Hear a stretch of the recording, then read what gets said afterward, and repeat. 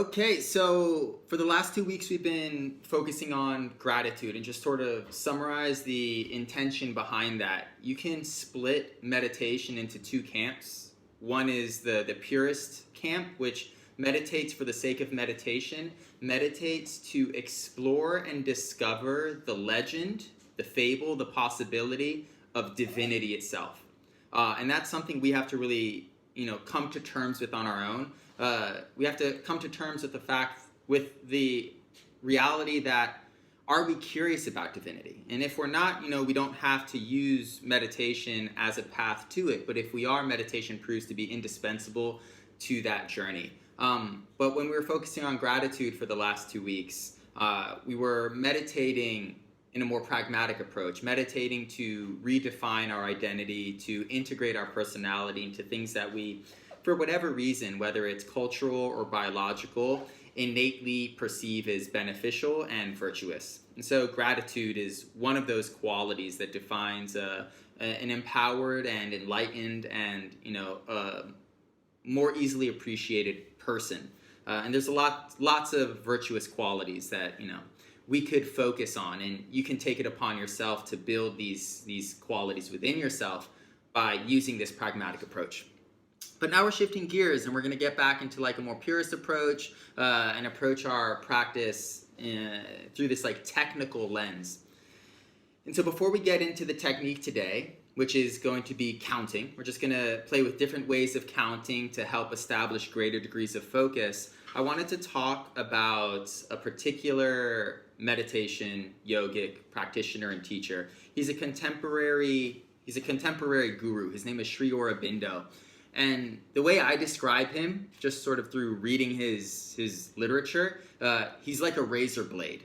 He's like very straight to the point, very well educated, very intense about what spirituality is, very intense about what spirituality isn't. Just to give you some background on his, him, he was educated in Ivy League schools in Europe in his youth. He went back to India in his sort of like young adulthood. And at this time, again, Britain was occupying India and sort of, working with it as one of its colonies. And just to sort of speak to his like razor blade mentality, as he was exploring spirituality, at the beginning of his exploration of soul, he was simultaneously sort of underneath the backdrops of culture. He was preparing, he was raising arms, he was building a militia, right? So there's violence involved in that to liberate India from British rule. And so that alone sort of speaks to his character. And he takes that same ferocity and that same power, and he applied it, because that's the person he is, he applied it to yoga. And so there's some really beautiful ideas that come from, his practice. And all teachers fundamentally just share their practice. And so what he says is that meditation, what we're doing every morning, is not about perfection. It's not about perfecting the intellect. It's not about perfecting our persona. So it's not about building gratitude. It's not about building courage. It's not about building wisdom. All of these facets of what we are can be tethered to the concept of mind. And so meditation is not about perfecting the mind. It's about transcending the mind. And there's this really amazing quote. He says, at a certain point in the mind's evolution, and so that means we're gaining wisdom, we're gaining a greater sense of autonomy, we're gaining a sense of consciousness and awareness of ourselves. At a certain point in this process, the mind cannot break the threshold and eventually just starts moving in circles. And so what that means is, as intelligent as we become, as noble as we become, as successful as we become, right? Success hinges on a degree of intelligence, a capacity to learn from our mistakes and move forward. But at a certain point in that evolution, we just seem to make the same mistakes over and over again. They represent themselves in a different way, but when we look at them honestly, we can see that at the core, it's the same lesson over and over and over and over and over. And so what meditation is the willingness to transcend that. And what that means for us is, especially in regards to techniques, for those that are just sort of joining on this journey, techniques are exercises that, as dull as they might be, as repetitive as they might be, if you participate with them, committedly, they assure you greater degrees of either focus or sensitivity. And so what that means in terms of our techniques is that it's not going to be that glorious. Epiphanies are not going to arise from these techniques. Great understandings, heightened intellectualism isn't going to happen. The techniques are simple and mundane and, sort of mindless. But if you commit to these mindless, repetitive tasks, over the course of time, you will find that your ability, again, to focus and your ability to feel your body will be greatly empowered. And that's really what meditation is. And so the transcendence of mind versus the perfection of mind, when we're standing in our ego or looking at the process through intellect or rationality, might seem very dull, might seem very simple, might seem very mindless. But if we're courageous enough to abandon this intellect that we all admire as human beings, we'll find that on the other side, what seems so simple is actually deeply, deeply enriching. And so one more teacher, his name is Ramakrishna, not an Ivy League educated fellow. And I think if you ran across him without knowing who he was, you might think he was actually insane, bipolar, schizophrenic. His teachings are uniquely playful and uniquely simple. And so where Aurobindo will, write this great dissertation on what spirituality is and isn't, Ramakrishna might just say, if you want to go east, don't go west. If you're looking for something meaningful, then reach for something meaningful. And so this sort of comparison of these two voices might help you understand the similar sort of dualities that exist within yourself. Cool. So with that, let's be mindless. Let's be automatons. Let's just count today for about 20 minutes. And so we're going to run through two patterns, and I'm going to coach you through them. The first is very simple. Every inhale is a count. So you inhale, that's 1. Exhale, no count. Inhale 2, exhale, no count. Inhale 3, exhale, no count. If you ever find that you forget what number you're on, even if for a moment, right, there's a momentary glitch or a momentary lapse of amnesia, start over, right? Be firm and rigid with yourself. If you ever forget what number you're on and you have to contemplate and remember, you have to spend some time reconnecting to that timeline, start over from 0. And what that's going to do after the course of these 10 minutes of counting, you're going to count as high as you can. You're going to see how successful or unsuccessful you were, how long you could retain your focus, or how briefly you could retain your focus. And so that'll be the first exercise. The second exercise is going to be a bit different. You're going to count sort of the way a musician counts through their piece or their song. Every inhale, 1, 2, 3, 4. Every exhale, 1, 2, 3, 4. Inhale, 1, 2, 3, 4. Exhale, 1, 2, 3, 4. And again, what counting is going to do as a technique, it's not going to generate any epiphany. It's not going to, create directly any experience of wisdom. It's just going to help you focus and hold you accountable to that focus, or make your distraction very, very obvious to you, which are, supremely, supremely meaningful lessons as a meditator. Okay, everyone, happy to see that you're all here. Happy Monday, new week. Time keeps rolling on. Let's get into a comfortable seated position.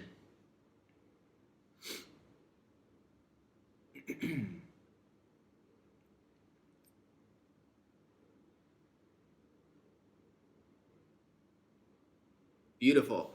Rest your wrists on your knees, tilt your hips forward. Lengthen through the spine. And so another wonderful quote I heard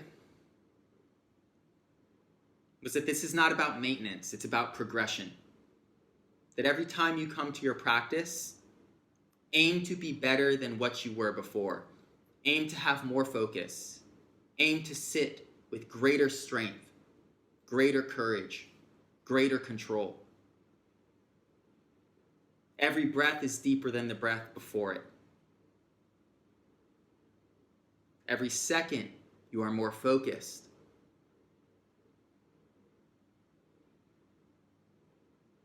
And so if nothing else, this at least opens us up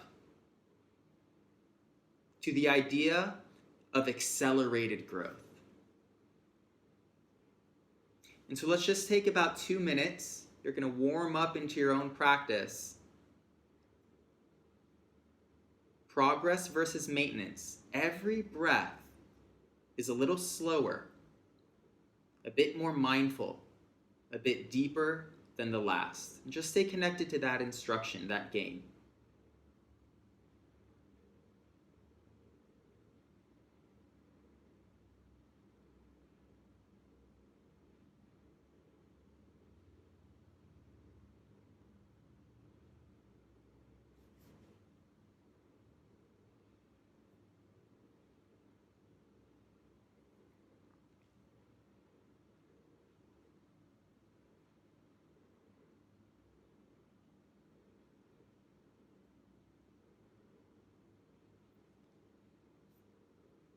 Every inhale takes more time than the previous inhale.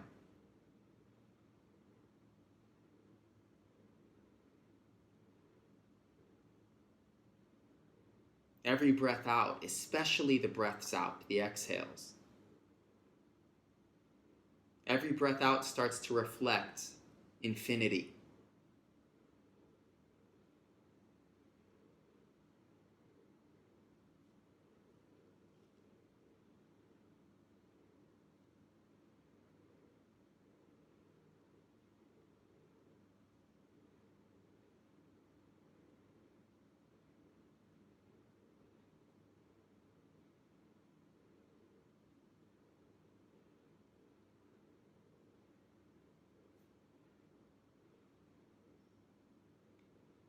Okay, so to empower the fundamental technique of breathing, all you have to do is breathe slower.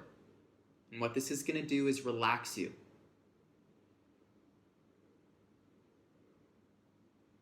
To empower the fundamental technique of stillness, of course, stop moving, stop fidgeting. But at that point, what can be done? Relax your muscles. You don't have to move to relax your muscles. You just have to release tension consciously. And as the body becomes softer and more supple, it feels as if gravity becomes stronger.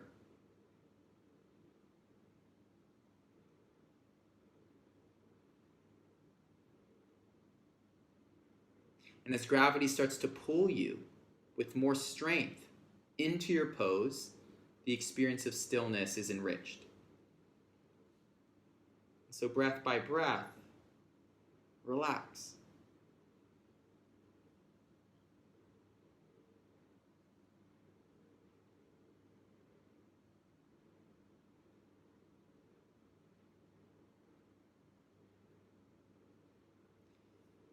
Okay, now what I would like you to acknowledge in the spirit of Sri Aurobindo's practice, acknowledge the truth that, at least in some way, you meditate every morning to perfect your ego, to become a better person, to unearth insight, to develop new skills.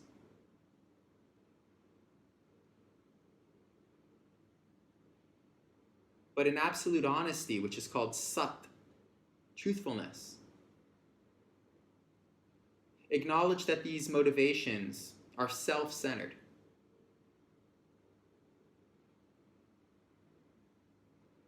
And that's fine. But eventually a meditator has to move past these self-centered aims.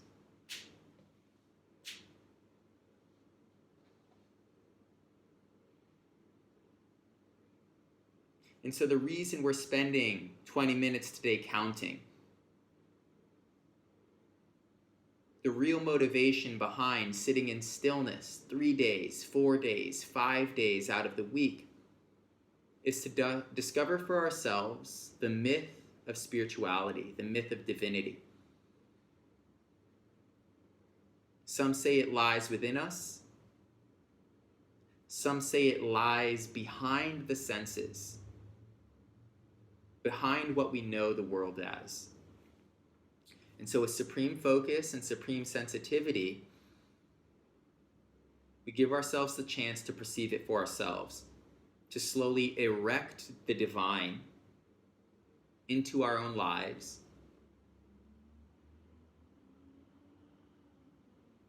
So just consider this for a couple moments.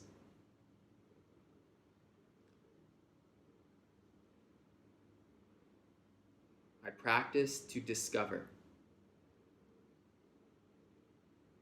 I practice to transcend a mind that at a certain point in its evolution can only move in circles.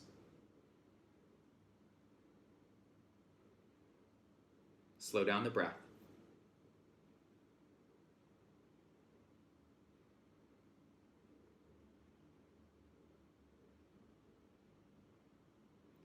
Excellent. First technique, counting. Every inhale, count. 1. Exhale, just feel the body as tingling. Feel the body as vibration. The next inhale, count 2. Again, silence on the exhale. Count for as long as you can. Consecutively. If you ever lose count, even for a moment, hold yourself accountable to that distraction and start over. We're going to do this for about 8 minutes. If you haven't started, start already. I'll chime back in for the next technique.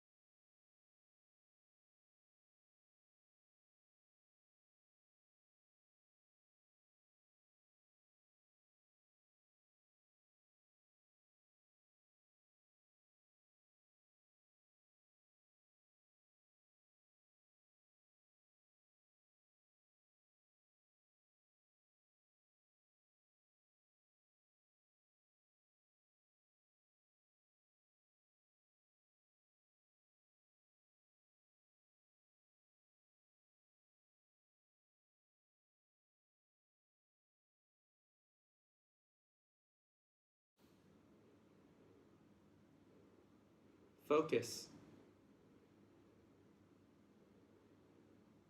Do not let my voice distract you.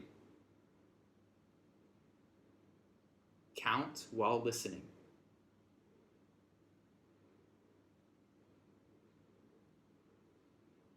Again, count while listening.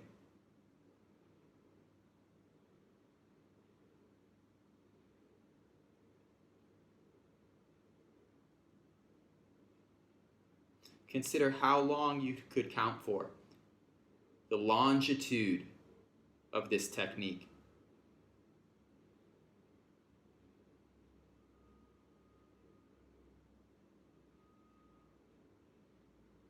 Could you count to 1,000, 10,000, 100,000?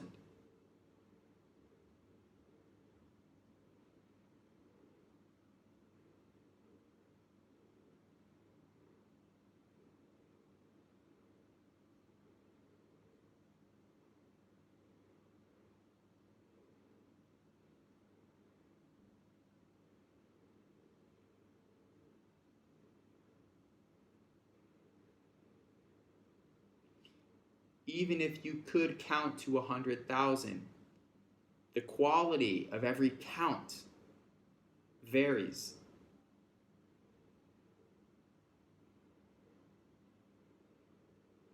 Notice between whatever numbers you're in, there's a little distraction. The mind is partially scattered. Tighten your focus. And every time you count, feel.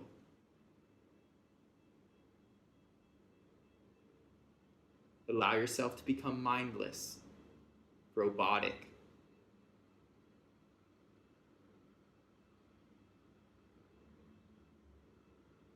This is the transcendence of mind. It's not intellectual. Just count.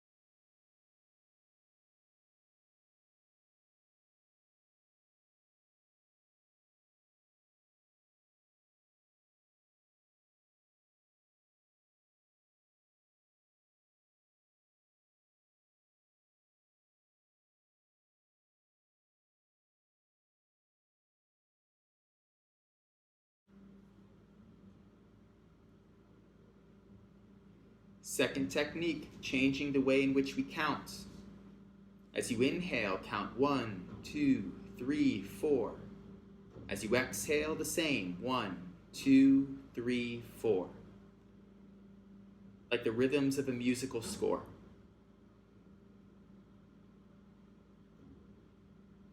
Every time you count a beat, every time you hear a number echo in your mind, tie that to the effort of feeling the subtle sensations of your body with more intensity.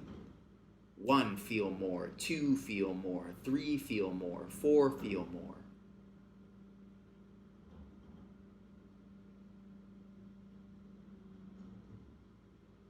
Again, mindlessness is good.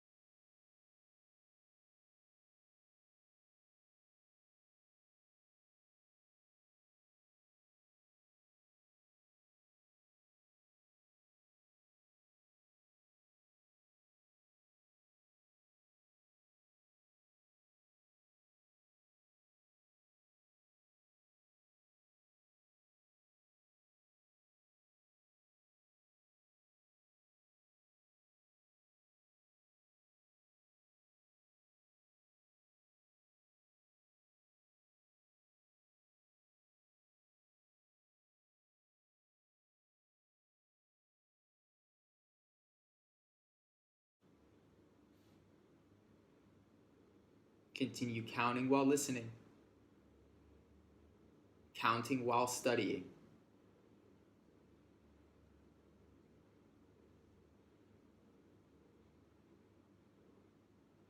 Notice the part of your mind that doubts this process, doubts its simplicity, doubts its redundancy. That is dvesha, that is resistance. That is an intellectual weapon that prevents us from connecting to spirit. Spirit, to most of us, is undefined. And whether we know it or not, we meditate to learn spirit, to uncover it from within the world for ourselves. Your resistance to counting suspends your ability to perceive spirit. It's not about the counting, it's about the resistance, dvesha.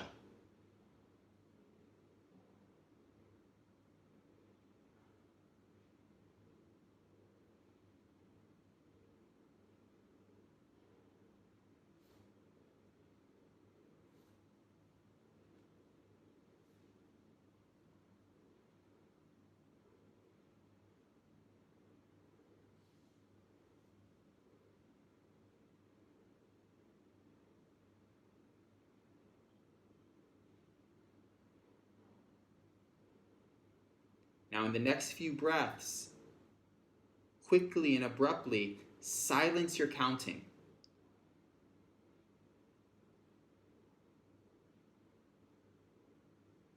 And where there once was the measure of your inner voice, the echo of numbers, now enjoy the silence.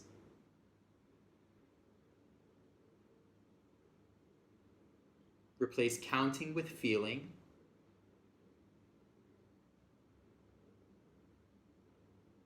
Breathe slowly, empower the breath, relax your muscles, empower stillness.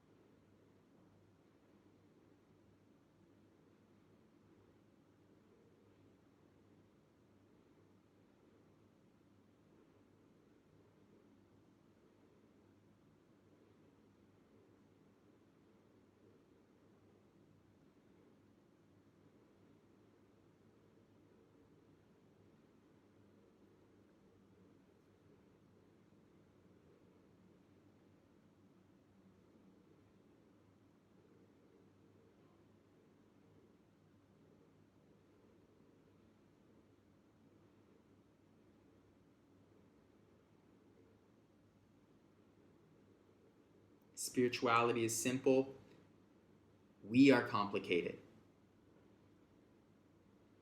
In the final moments of your practice, contemplate within yourself.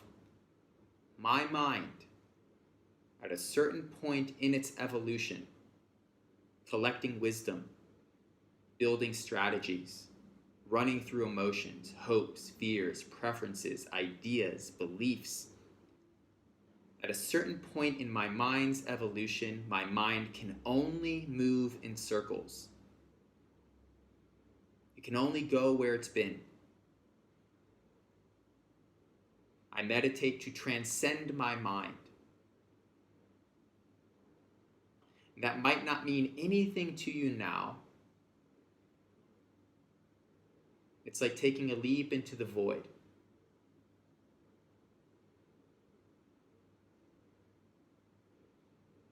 And so if that means nothing to you now, sit with that. Spirit is still concealed. That which exists above the mind is hidden. And so for this reason, a meditator, a yogi, has to have shraddha and vishwas, has to have faith and trust. Bring your hands to heart center, relax your shoulder blades, but lengthen your spine. always appreciating the consequence, the surge in Shakti, in power. And with that power, at least in the thralls of our practice, we can commit to simplicity and redundancy. We can perceive the meaning in counting for 30 minutes. And so I'd like you at this moment, with your hands pressing one another, of course, to increase your sincerity at the end. But also appreciate yourself as a sprout, that all of us are only beginning this journey. Sri Aurobindo, Eknatheswaran, Ramakrishna, they all express that at the end of our practice, what proves to the practitioner that they have finalized the experience of yoga, union with soul, is the inability to project anger, the inability to feel discontent, the inability to feel sorrow. And so as human beings, we all fluctuate between the ups and downs of our emotional mind, which to masters only signifies that we are still young students. And that's a really nice thing to feel. We have so many more miles to walk down this road. Take a couple breaths.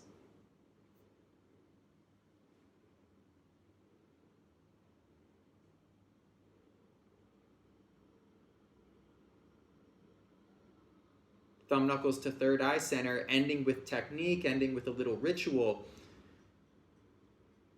With every bit of your focus,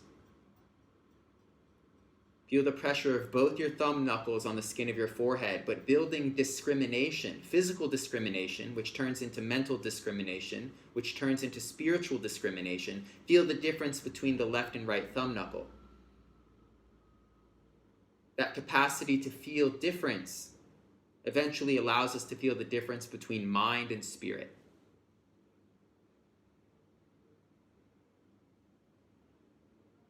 And so signs of success are blips of forgetfulness. As you focus on your thumbs, slow down your breath, relax your muscles, and notice that other parts of the body blur out. Your sense of what time it is, what day it is, your sensitivity to your emotions and your thoughts, all of them fade away. Let's take one more inhale. Big inhale, full exhale. Draw the belly in, lengthen the spine. Empty, empty, empty. Hold your breath, nothing in your lungs. Release your wrists to your knees. Hold your mudras, random fingers to each thumb. Suck your belly into the spine. Nothing in your lungs right now. Hold for as long as possible, building CO2, right? So you're starting to suffocate. That is tapas. That's the fire that ancient yogis spoke of. When you need to breathe in, mindfully breathe through the nose and then hold your breath again.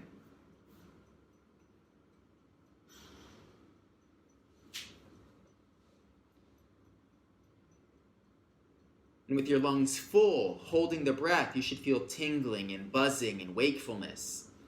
That is prana.